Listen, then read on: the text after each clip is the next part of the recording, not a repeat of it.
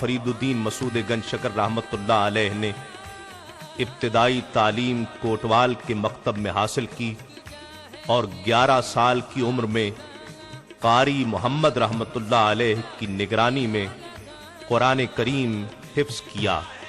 दौरान तालीम एक दफा सूफी जलालुद्दीन तबरेजी का उधर से गुजर हुआ। आपने पूछा, इस कस्बे में कोई अल्लाह का बंदा भी रहता है? लोगों ने जवाब नफी में दिया, अलबत्ता ये कहा कि काजी साहब का एक लड़का फरीदुद्दीन है जो तालीम के बाद अपना सारा वक्त मस्जिद के पीछे इबादत में गुजारता है। शेख जलालुद्दीन उन्हें देखने के लिए गए। रास्ते में उन्हें किसी ने अनार पेश किया। शेख साहब अनार लेकर बाबा साहब के पास पहुंचे और ये अनार आपको अता फरमा दिया। बाबा साहब रोजे से थे। अनार को काट कर आपने लोगों में तकसीम कर दिया। एक दाना कहीं जमीन पर गिर गया था, आपने उसे उठाकर रख लिया और उसी से रोजा अफ्तार किया। उस एक दाने ने आपके अंदर रूहानी नूर पैदा फरमा दिया। कोटवाल में इब्तिदाई तालीम हासिल करने के बाद आप मजीद तालीम के लिए मुल्तान तशरीफ ले गए। वहां मौलाना मिनहाजुद्दीन की मस्जिद में दीनी तालीम हासिल करते रहे। आपके शौक इल्म का हाल ये था कि लड़कपन के बावजूद दुनिया की हर दिलकशी से बेनियाज हो गए थे और हर वक्त किताबों के औराक में गुम रहते। जिस जमाने में बाबा साहब मुल्तान में तालीम हासिल कर रहे थे, एक रोज हजरत ख्वाजा बख्तियार काकी रहमतुल्लाह अलैह मुल्तान तशरीफ लाए और उन्होंने एक मकाम पर कुछ दिन क़याम फरमाया। नमाज अदा करने के लिए हजरत ख्वाजा साहब उसी मस्जिद में तशरीफ लाया करते थे जिसमें हजरत बाबा साहब रहते थे। एक दिन हजरत बाबा साहब रहमतुल्लाह अलैह मस्जिद में बैठे हुए नाफे का मुताला कर रहे थे कि एक दरवेश वहां आए, जिन्होंने आपको किताब के मुताले में मसरूफ देखकर पूछा, क्या पढ़ रहे हो? जूं ही हजरत बाबा साहब की नजरें उस दरवेश से मिली, हजरत के दिल पर एक खास असर हुआ। आप बेइख्तियार खड़े हो गए और जवाब दिया, नाफे पढ़ रहा हूं। दरवेश ने मुस्कुराकर पूछा, क्या ये किताब तुमको कुछ नफा देगी? आपने जवाब दिया, जी नहीं, मुझे इस किताब से नफा नहीं होगा। दरवेश ने फरमाया, इंशाअल्लाह ये किताब तुम्हें बहुत नफा पहुंचाएगी। इस पर हजरत बाबा फरीदुद्दीन मसूद गंज शकर रहमतुल्लाह अलैह ने निहायत वारफ्तगी के आलम में अर्ज किया, मेरा नफा तो हजरत की निगाहे कीमिया असर में पोशीदा है। दरवेश ने आपकी तरफ बहुत गौर से देखा और फरमाया, तुम्हें क्या मालूम कि मैं कौन हूं? हजरत ने अर्ज की, बेशक मैं आपकी जात गिरामी से वाकिफ नहीं, मगर दिल ये कहता है कि आपके कदमों से उठने वाला गुबार ही मेरी मंजिल है। दरवेश ने फरमाया, मैं शेख बहाउद्दीन जकरिया मुल्तानी रहमतुल्लाह अलैह का मेहमान हूं और उन्हीं की खानकाह में ठहरा हूं। अगर तुम्हें फुर्सत हो तो तुम भी वहां आना। हजरत बाबा फरीद ने शिद्दत इंतजार में रात गुजारी और फज्र की नमाज पढ़ते ही दरवेश से मिलने चले गए। वहां मुश्ताकान दीद का हुजूम नजर आया। मालूम किया तो पता चला कि सुल्तानुल हिंद हजरत ख्वाजा मोइनुद्दीन चिश्ती अजमेरी रहमतुल्लाह अलैह के खलीफा अकबर हजरत कुतुबुद्दीन बख्तियार काकी रहमतुल्लाह अलैह तशरीफ लाए हुए हैं। ये सुनकर हजरत बाबा साहब पर बेखुदी की कैफियत तारी हो गई। आपने खादिम से अर्ज की, मैं भी हजरत कुतुब साहब की कदमबोसी को हाजिर हुआ हूं।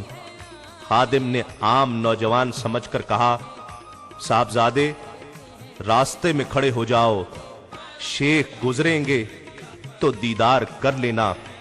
لیکن حضرت بابا فرید نے خادم سے بہت دفعہ عرض کی کہ اتنی اطلاع کر دو کہ طالب علم فرید حاضر ہوا ہے۔ خادم نے جیسے ہی اطلاع کی، قطب صاحب نے فرمایا اسے جلدی بھیجو، ہم اسی کا تو انتظار کر رہے ہیں۔ بابا صاحب لرزتے قدموں سے مجلس عرفان میں داخل ہوئے اور نظریں جھکائے ہوئے دو زانوں بیٹھے رہے۔ اس دوران حضرت قطب صاحب رحمت اللہ علیہ حضرت بہاؤالدین زکریہ ملتانی رحمت اللہ علیہ سے مخاطب ہوئے، شیخ یہ فرید ہے، میرا فرید۔ حضرت بہاؤالدین زکریہ نے طالب علم کی طرف محبت بھری نظروں سے دیکھا اور فرمایا ماشاء اللہ ماشاء اللہ۔ حضرت قطب الدین بختیار کاکی 8 دن ملتان میں مقیم رہے اور اس تمام عرصہ میں بابا فرید ایک خدمت گار کی حیثیت سے موجود رہے۔ ایک دن خلوت میسر آئی تو عرض کی کہ حضور یہ غلام آپ کے دامن لطف و عنایت سے مستقل وابستگی چاہتا ہے۔ حضرت قطب صاحب رحمت اللہ علیہ نے فرمایا انشاءاللہ تمہیں یہ وابستگی بھی حاصل ہو جائے گی۔ پھر جب حضرت قطب صاحب حضرت بہاؤالدین زکریہ رحمت اللہ علیہ سے رخصت ہو کر دہلی تشریف لے جانے لگے تو بابا فرید بھی آپ کے ہمراہ تھے۔ کوئی 3 منزل گزرنے کے بعد حضرت قطب رحمت اللہ علیہ نے حضرت بابا فرید سے فرمایا ابھی تم واپس جاؤ، کچھ دن تک علم ظاہری حاصل کرو، اللہ کے تخلیق کردہ دین کا مشاہدہ کرو، اس کے بندوں سے ملو کہ کون کس مقام پر کیا کر رہا ہے، پھر دہلی کا رخ کرنا، تم مجھے اپنا منتظر پاؤ گے اور گھبرانا نہیں، فرید یہ جدائی عارضی ہے۔ ملتان سے روانگی کے وقت حضرت قطب صاحب نے حضرت فرید الدین مسعود گنج شکر رحمت اللہ علیہ کو بابا فرید کہہ کر پکارا تھا، اس لیے کہ حضرت قطب رحمت اللہ علیہ کی مستقبل شناس نگاہوں پر یہ راز منکشف ہو چکا تھا کہ یہ نوجوان آنے والے دور کا بڑا بزرگ ہے۔ اسی روز سے یہ لقب دائمی حیثیت اختیار کر گیا۔ وہاں سے حضرت بابا صاحب اپنی والدہ ماجدہ کے پاس حاضر ہوئے اور حضرت قطب صاحب سے ملاقات کا پورا احوال سنایا۔ والدہ بہت خوش ہوئیں اور فرمایا مسعود مجھے اسی دن کا انتظار تھا، اللہ نے میرے گریہ نیم شب کو سنا اور میری دعاؤں میں تاثیر پیدا فرمائی۔ حضرت بابا فرید ملتان میں اپنی تعلیم مکمل کرنے کے بعد حضرت قطب صاحب کے حکم کے مطابق ہندوستان سے بغداد کی جانب روانہ ہو گئے۔ بغداد کا راستہ بخارا سے ہو کر گزرتا تھا۔ بخارا پہنچنے پر حضرت بابا فرید حضرت اجل شیرازی کی خدمت میں حاضر ہوئے اور ان سے فیض حاصل کیا۔ اس کے علاوہ آپ غزنی، سیوستان، بدخشاں اور قندھار بھی تشریف لے گئے اور مختلف بزرگان دین سے ملے اور فیض حاصل کیا۔ بغداد میں شیخ شہاب الدین سہروردی رحمت اللہ علیہ سے ملاقات کا شرف حاصل کیا اور کچھ عرصہ ان کی خدمت میں حاضر رہ کر فیض حاصل کیا۔ طویل سفر کے بعد آپ دہلی پہنچے اور حضرت خواجہ قطب الدین بختیار کاکی رحمت اللہ علیہ کی خدمت اقدس میں حاضر ہوئے۔ حضرت بختیار کاکی رحمت اللہ علیہ نے آپ کے ٹھہرنے کے لیے اپنے قریب ہی ایک حجرہ عطا کیا، جہاں آپ ریاضت اور مجاہدوں میں مشغول ہو گئے۔ حضرت قطب صاحب کی معیت میں آپ روحانی منازل طے فرما رہے تھے۔ 612 ہجری میں سلطان الہند حضرت خواجہ معین الدین چشتی رحمت اللہ علیہ دہلی تشریف لائے۔ پورا شہر یہاں تک کہ والی ہندوستان شمس الدین التمش بھی آپ کی خدمت میں اکتساب فیض کے لیے حاضر ہوا۔ جب سب لوگ چلے گئے تو سلطان الہند نے قطب صاحب سے فرمایا، تم نے خطوط میں اپنے ایک نئے مرید فرید الدین مسعود کے متعلق اطلاع دی تھی، مگر اس سے ملاقات نہ ہو سکی۔ قطب صاحب نے عرض کی کہ فرید بھی قدم بوسی کو حاضر ہوتا، لیکن وہ چلہ کشی کے سبب اس نعمت سے سرفراز نہ ہو سکا۔ سلطان الہند نے فرمایا، وہ یہاں آنے پر مجبور ہے، ہم اس کے پاس جانے پر مجبور نہیں ہیں۔ لہذا آپ خود تشریف لے گئے۔ پیر و مرشد اور دادا مرشد کو دیکھ کر آپ اٹھے، لیکن اٹھا نہ گیا اور اللہ کے حضور سجدہ ریز ہو گئے۔ یہ دیکھ کر سلطان الہند اور حضرت قطب صاحب نے مل کر بابا فرید کو اٹھایا۔ سلطان الہند نے آپ کے حق میں دعا فرمائی کہ اے اللہ، تو اپنی قدرت لازوال کے صدقے فرید کی دستگیری فرما اور اسے درویشی کے کامل درجے تک پہنچا دے۔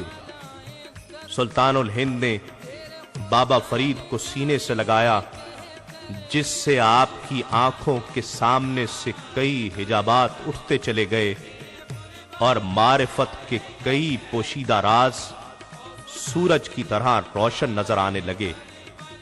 طویل سیاحت اور سخت ریاضت کے بعد جو دولت عرفان حاصل نہ ہو سکی تھی، وہ سلطان الہند کی ایک نگاہ کرم نے بابا فرید کے دامن میں ڈال دی تھی۔ اسی سال 612 ہجری میں حضرت بابا فرید الدین مسعود گنج شکر رحمت اللہ علیہ کو خاندان چشتیہ کی خلافت عطا ہوئی۔ اس وقت آپ کی عمر 30 برس تھی۔ حصول خلافت کے بعد 10 سال تک دہلی اور پھر 12 سال تک ہانسی شہر میں طویل مجاہدات کیے۔ دہلی سے ہانسی روانگی کے وقت پیر و مرشد نے فرمایا، فرید تم میری وفات کے وقت یہاں موجود نہ ہوگے۔ آپ کو اپنی جائے نماز اور عصا عطا فرمایا اور کہا کہ ہم اپنا خرقہ دستار اور کھڑاویں قاضی حمید الدین ناگوری کے پاس بطور امانت رکھ دیں گے۔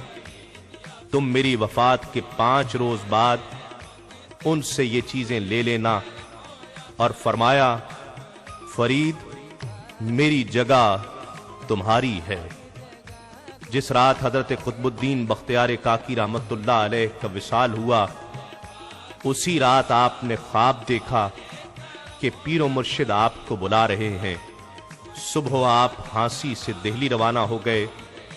تیسرے دن دہلی پہنچ کر پیر و مرشد کے مزار اقدس پر حاضری دی اور 5ویں دن قاضی حمید الدین ناگوری نے مرشد کی عطا کردہ امانتیں بابا صاحب کے حوالے کر دیں۔ بابا صاحب نے 2 گانا نماز ادا کی، مرشد کا عطا کردہ خرقہ پہنا اور ان کے گھر جا کر مسند ہدایت کو زینت بخشی۔ دہلی کی زندگی ہانسی سے بالکل مختلف تھی۔ ہر روز دعوتوں پر مدعو کیا جاتا، جس سے ان کا بہت سا وقت بیکار تقریبات میں صرف ہو جاتا۔ آپ ایسے ماحول سے کہیں دور جانا چاہتے تھے۔ آپ نے دوبارہ ہانسی جانے کا ارادہ فرمایا اور فرمایا، میں جہاں جاؤں گا میرے پیر و مرشد کی دعائیں میرے ساتھ ہوں گی۔ ہانسی میں بھی جب لوگ کثرت سے آپ کی زیارت کو آنے لگے تو آپ کی طبیعت یہاں بھی گھبرانے لگی۔ آپ تو ایسے گوشہ عافیت کی تلاش میں تھے جہاں اطمینان و سکون سے ریاضت و عبادت کر سکیں۔ آپ اپنے گاؤں کوٹوال چلے گئے، وہاں بھی لوگ بکثرت آپ کی خدمت میں آنے لگے تو اجودن تشریف لے گئے، جہاں آپ آخری دم تک قیام پذیر رہے۔ اجودن، جسے آج کل پاک پتن کہا جاتا ہے، یہ ایک قدیم قصبہ ہے جو دریائے ستلج کے قریب واقع ہے، موجودہ ساہیوال سے مشرق میں تقریباً 40 کوس دور ہے۔ حضرت شیخ عبدالحق محدث دہلوی رحمۃ اللہ علیہ اپنی مشہور تصنیف اخبار الاخیار میں تحریر کرتے ہیں کہ ایک بار چند سوداگر اینٹوں پر شکر لادے جا رہے تھے۔ اتفاق سے حضرت بابا فرید الدین مسعود گنج شکر رحمۃ اللہ علیہ بھی وہیں موجود تھے۔ آپ نے سوداگروں سے دریافت کیا کہ ان اونٹوں پر کیا ہے۔ سوداگروں نے آپ کو کوئی ضرورت مند سمجھ کر ازراہ مذاق کہا کہ بابا جی یہ نمک کی بوریاں ہیں۔ آپ نے فرمایا تم کہتے ہو تو پھر نمک ہی ہوگا۔ جب سوداگر بازار پہنچے اور بوریاں کھولی گئیں تو سب حیرت زدہ رہ گئے کہ بوریوں میں شکر کے بجائے نمک تھا۔ سوداگر فوراً آپ کی تلاش میں نکلے اور آپ کی خدمت میں حاضر ہو کر عرض کرنے لگے کہ ہمیں معاف کر دیا جائے۔ آپ نے فرمایا تم لوگوں نے کیا کیا ہے؟ آخر کس جرم کی معافی مانگ رہے ہو؟ جب سوداگروں نے آپ کو واقعہ یاد دلایا تو آپ نے فرمایا مسلمان کسی کو بد دعا نہیں دیتا، تم نے اپنے دینی بھائی سے مذاق کیا تھا، اللہ نے تمہیں اس کی سزا دے دی۔ ہمیشہ اپنی زبان سے کلمہ خیر نکالو۔ سوداگر نادم ہوئے، آپ نے انہیں معاف کر دیا اور فرمایا جاؤ اپنے اسباب تجارت کو دیکھو، اللہ فضل کرے گا۔ سوداگروں نے ڈرتے ڈرتے بوریوں کے منہ کھولے تو حیرت زدہ رہ گئے، تمام بوریاں شکر سے بھری ہوئی تھیں۔ یہ حضرت بابا فرید الدین مسعود گنج شکر رحمۃ اللہ علیہ کی نگاہ اور ان کے وجود کا فیض تھا کہ سینکڑوں بت پرست حلقہ اسلام میں داخل ہوتے گئے۔ حضرت بابا فرید کی شہرت میں روز بروز اضافہ ہوتا جا رہا تھا۔ اپنے سینوں میں تمناؤں اور مرادوں کا ہجوم لیے دور دراز سے لوگ وجودن کی طرف کھینچے چلے آتے۔ حضرت کی محبتوں کا دروازہ ہر خاص و عام کے لیے ہر وقت کھلا تھا۔ آپ کی بخشش و عطا کے انداز بڑے نرالے تھے۔ پاک پتن میں قیام کے دوران حضرت بابا فرید الدین مسعود گنج شکر رحمۃ اللہ علیہ سے لا تعداد کرامات ظاہر ہوئیں کہ جن کے ذکر کے لیے ایک عرصہ درکار ہے۔ حضرت بابا فرید الدین مسعود گنج شکر رحمۃ اللہ علیہ کی عبادت و ریاضت کا عالم یہ تھا کہ عشاء کے وضو سے فجر کی نماز ادا کرتے، ہر رات 2 قرآن شریف ختم فرماتے اور دوران نماز طویل سجدے ادا کرتے۔ محرم سن 664 ہجری میں آپ کی طبیعت خراب ہوئی۔ 5 محرم الحرام کو حضرت بابا فرید کا مرض شدت اختیار کر گیا۔ آپ نے نماز عشاء باجماعت ادا کی، پھر بے ہوش ہو گئے۔ 1 گھنٹے کے بعد ہوش آیا تو حاضرین سے پوچھا کیا میں نے عشاء کی نماز پڑھ لی ہے؟ خدام نے عرض کی کہ حضرت آپ نماز باجماعت ادا کر چکے ہیں۔ آپ نے فرمایا میں دوبارہ نماز پڑھنا چاہتا ہوں، اللہ ہی جانے پھر کیا ہو۔ آپ نے دوبارہ نماز ادا کی اور پھر بے ہوش ہو گئے۔ اس بار اس بے ہوشی کا وقفہ زیادہ طویل تھا۔ دوسری مرتبہ ہوش میں آئے تو پھر خدام سے پوچھا کیا میں نے عشاء کی نماز پڑھ لی ہے؟ خدام نے عرض کیا حضرت آپ 2 بار نماز ادا کر چکے ہیں۔ بابا صاحب نے فرمایا میں 1 دفعہ اور نماز پڑھنا چاہتا ہوں، اللہ ہی جانے پھر کیا ہو۔ یہ فرما کر آپ نے تیسری مرتبہ عشاء کی نماز ادا کی اور سجدے کی حالت میں ہی اپنے خالق حقیقی سے جا ملے۔ وصال کے وقت آپ کی زبان مبارک پر یا حیو یا قیوم جاری تھا۔ حضرت نظام الدین اولیاء آپ کے وصال کی خبر سن کر دہلی سے اجودھن پہنچے اور ایک چھوٹا سا مقبرہ تعمیر کیا۔ مشرق اور جنوب کی طرف دروازے رکھے گئے۔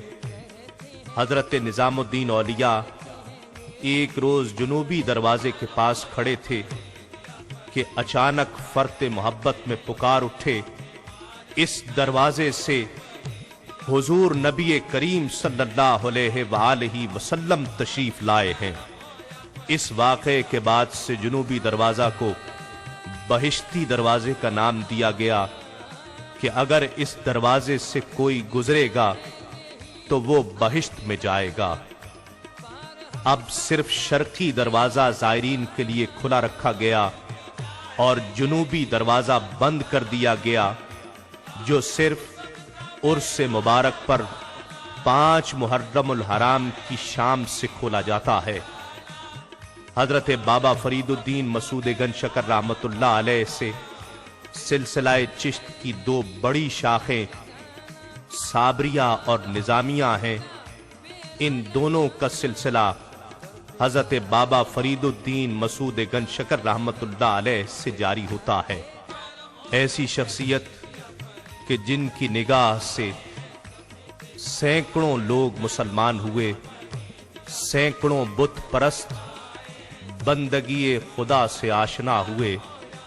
یقیناً ایسی ہی شخصیات کے لیے علامہ اقبال نے فرمایا تھا، ہزاروں سال نرگس اپنی بے نوری پہ روتی ہے، بڑی مشکل سے ہوتا ہے چمن میں دیدہ ور پیدا۔ اللہ رب العزت ہم سب کو حضرت بابا فرید الدین مسعود گنج شکر رحمت اللہ علیہ کے نقش قدم پر چلنے کی توفیق عطا فرمائے۔